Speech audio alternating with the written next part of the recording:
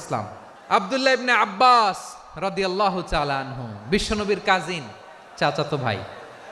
আবার মাইমুনা রাদিয়াল্লাহু তাআলা আনহু, মাইমুনা নবীর স্ত্রী, তিনি ছিলেন আব্দুল্লাহর আপন খালা। তো নবীর বউ যদি ওনার খালা হয়, নবী তার কি খালু, তাহলে সম্পর্ক অনেক গভীর। কাজিন আবার খালু, ছোট্ট মানুষ, তাই রাতে মাঝে মাঝে ঘরে থাকতো। বিশ্বনবী দেখলেন আব্দুল্লাহ যেহেতু আমার ঘরে ঢুকতে পারে, আব্দুল্লাহরে এই উম্মতের বড় শিক্ষাবিদ বানাইতে হবে। তাই আব্দুল্লাহ ইবনে আব্বাসকে বিশ্বনবী হাতে কলমে শিক্ষা দিয়েছেন। তো বিশ্বনবী রাতে যখন তাহাজ্জুদ পড়তেন, ছোট্ট আব্দুল্লাহ ঘরে থাকতো। বুঝতে পেরেছেন? ছোট্ট মানুষ তো ঘরে থাকতো। তো বিশ্বনবী তাহাজ্জুদের জন্য একবার দাঁড়িয়েছেন, ছোট্ট আব্দুল্লাহ ওযু করে দাঁড়াইছে। আচ্ছা বলেন তো, ইমাম আর মুসল্লি মোট যদি দুইজন হয়, একজন ইমাম একজন মুসল্লি, তো মুসল্লি ইমামের কোন দিকে দাঁড়াবে? ডানে দাঁড়াবে। ছোট্ট আব্দুল্লাহ বোঝে নাই, বিশ্বনবী তাহাজ্জুদ শুরু করেছেন, উনি একতেদা করছেন আর দাঁড়াইছেন বায়ে। কোথায় দাঁড়িয়েছেন?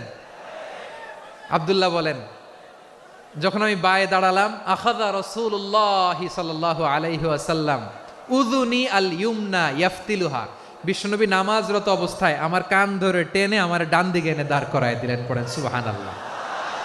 দেখেন হাতে কলমে শিক্ষা। আর জীবনে ভুল হবে? কথা কয় না, আর ভুল হবে?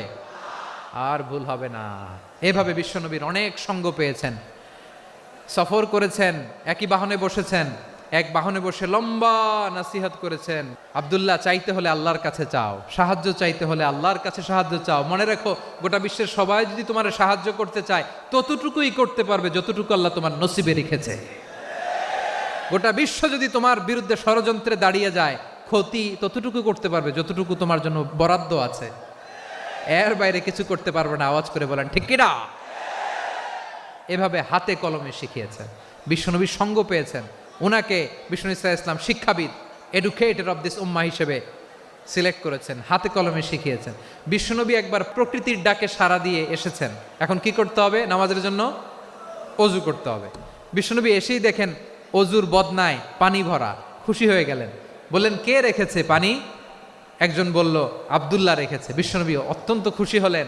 খুশি হয়ে একটা দোয়া করলেন, বললেন, আল্লাহুম্মা ফাক্কিহু ফিদ্দীন ওয়া আল্লিমহু তা'ওয়ীল। আল্লাহ, তুমি আব্দুল্লাহকে দ্বীনের বুঝ দিও আর কোরআনের তাফসির শিক্ষা দিও।